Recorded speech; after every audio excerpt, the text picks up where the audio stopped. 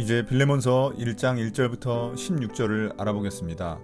먼저 저자와 등장인물입니다. 바울이 저자이며 여러 등장인물이 있지만 주요 인물들은 저자 바울과 골로새 지역 교회의 리더였던 빌레몬, 그의 종이었지만 도망쳐 바울과 함께 있던 오네시모입니다. 주요 이야기는 바울이 돈을 들고 도망친 노예 오네시모를 그의 주인 빌레몬과 다시 화해시키는 내용입니다. 오늘 성경의 형식은 감옥에 갇힌 바울의 편지입니다. 마지막으로 이 편지의 발신자와 수신자를 보자면 편지를 보낸 사람은 바울이고 받는 사람은 빌레몬이지만 그가 속한 골로새 교회에서 널리 읽혀지도록 의도된 편지입니다. 1절부터 3절입니다. 바울의 인사. 그리스도 예수 때문에 감옥에 갇힌 나 바울과 형제 디모데가 우리의 사랑하는 동역자 빌레몬과 자매 아비아와 우리의 전우인 아키뽀와 그대의 집에 모이는 교회에 이 편지를 씁니다. 하나님 우리 아버지와 주 예수 그리스도께서 내려주시는 은혜와 평화가 여러분에게 있기를 빕니다. 보통 바울의 편지 서문에는 본문에 대한 복선이 깔려 있습니다. 바울은 편지를 보내는 사람을 자신과 디모데라고 소개하고 받는 사람을 빌레몬과 아비아, 아키뽀, 가정교회라고 밝힙니다. 아마도 여기에 이름이 열거된 받는 이들은 그 가정교회의 주요 인물들이었기에 빌레몬과 오네시모의 문제를 잘 알고 있었을 것입니다. 또한 바울은 현재 자신이 예수 그리스도를 전하는 일 때문에 감옥에 갇혀 있다고 밝힙니다. 이 표현은 바울의 편지 인사말 중 이곳에만 나오는 표현으로서 바울은 자신이 이처럼 주님을 위해 고생하는데 빌레몬 역시 이런 고난에 동참하는 차원에서 오네시모를 받아주라는 의도를 암시하고 있습니다. 또한 바울은 빌레몬에게 편지를 보내며 그를 사랑하는 동역자라고 소개합니다. 이 동역자라는 표현도 의도적으로 사용한 것인데 바울은 빌레몬이 자신의 동역자이기에 자신을 돕는 오네시모 역시 받아줄 것을 요구하기 위해 사용한 것입니다. 이처럼 바울은 인사말에서부터 빌레몬을 잘 설득하기 위해 여러 가지 의도된 단어들을 사용하고 있습니다. 4절부터 7절입니다. 빌레몬의 믿음과 사랑. 나는 기도할 때마다 그대를 기억하면서 언제나 나의 하나님께 감사를 드립니다. 나는 주 예수에 대한 그대의 믿음과 모든 성도에 대한 그대의 사랑에 관하여 듣고 있습니다. 그대의 믿음의 사귐이 더욱 깊어져서 우리 안에 있는 모든 선한 일을 그대가 깨달아 그리스도께 이르게 되기를 나는 기도합니다. 형제여, 나는 그대의 사랑으로 큰 기쁨과 위로를 받았습니다. 성도들이 그대로 말미암아 마음에 생기를 얻었습니다. 머릿말에 이어 바울은 자신이 빌레몬에 대해 항상 하나님께 감사드리고 있으며 그를 위해 어떻게 기도하고 있는지를 소개합니다. 또한 바울은 그의 주님을 향한 믿음과 성도들을 향한 사랑을 칭찬합니다. 이런 칭찬은 오네시모를 용서하는 일을 통해서도 그의 이런 믿음과 사랑을 보여달라는 암묵적 요청입니다.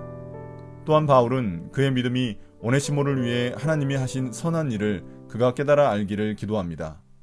여기서 선한 일이란 오네시모가 구원을 받게 된 일을 말합니다. 하나님이 오네시모를 구원하셨기에 빌레몬도 그를 용서해야 하지 않겠느냐는 의미입니다. 그래서 바울은 그의 이런 믿음과 사랑으로 성도들의 마음이 생기를 얻었고 자신 역시 이로 인해 큰 기쁨과 위로를 받았다고 말합니다. 그러니 오네시모를 용서하고 받아들이는 일도 자신의 마음에 기쁨과 위로를 주는 것이라고 말하고 싶은 것입니다. 왜냐하면 12절에서 바울은 오네시모를 자신의 마음이라고 표현하기 때문입니다. 오네시모를 받아주는 것은 바울의 마음을 받아주는 것과 같습니다. 8절 9절입니다. 빌레몬을 향한 바울의 간청. 그러므로 그리스도 안에서 나는 그대가 마땅히 해야 할 일을 아주 담대하게 명령할 수도 있지만 우리 사이의 사랑 때문에 오히려 그대에게 간청을 하려고 합니다. 나 바울은 이렇게 나이를 많이 먹은 사람이요 이제는 그리스도를 전하는 일로 또한 갇힌 몸입니다. 여기서부터 바울은 본격적으로 자신이 하고자 하는 말을 전하기 시작합니다. 바울은 자신이 빌레몬을 전도했었고 또한 그를 위해 이렇게 기도하고 있는 만큼 그에게 마땅히 해야 할 일을 명령할 수 있는 사람임을 밝힙니다. 그러나 바울은 그에게 명령하기보다 사랑으로 간청하기를 원합니다. 용서란 누군가 억지로 요구할 수 있는 일이 아니기 때문입니다. 또한 바울은 자신의 어려운 처지를 들어 그의 긍휼함을 자극합니다. 바울이 지금 나이도 많은데 그리스도를 전하는 일로 감옥에 갇혀 있다는 것입니다. 자신의 딱한 사정을 봐서라도 오네시모를 용서해달라는 의미입니다. 물론 바울에게는 빌레몬도 오네시모도 모두 중요한 형제들입니다. 그렇기에 바울은 그들의 틀어진 사이를 조심스럽게 화해시키고 있는 것입니다. 10절부터 16절입니다. 오네시모에 대한 간청. 내가 갇혀있는 동안에 얻은 아들 오네시모를 두고 그대에게 간청합니다. 그가 전에는 그대에게 쓸모없는 사람이었으나 이제는 그대와 나에게 쓸모있는 사람이 되었습니다. 나는 그를 그대에게 돌려보냅니다. 그는 바로 내 마음입니다. 나는 그를 내 곁에 두고 내가 복음을 위하여 갇혀있는 동안에 그대를 대신해서 나에게 시중을 들게 하고 싶었으나 그대의 승낙이 없이는 아무것도 하고 싶지 않았습니다. 나는 그대가 선한 일을 마지 못해서 하지 않고 자진해서 하기를 원하기 때문입니다.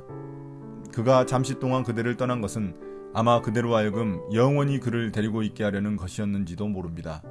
이제부터는 그는 종으로서가 아니라 종 이상으로 곧 사랑받는 형제로 그대의 곁에 있을 것입니다. 특히 그가 나에게 그러하다면 그대에게는 육신으로나 주님 안에서나 더욱 그러하지 않겠습니까?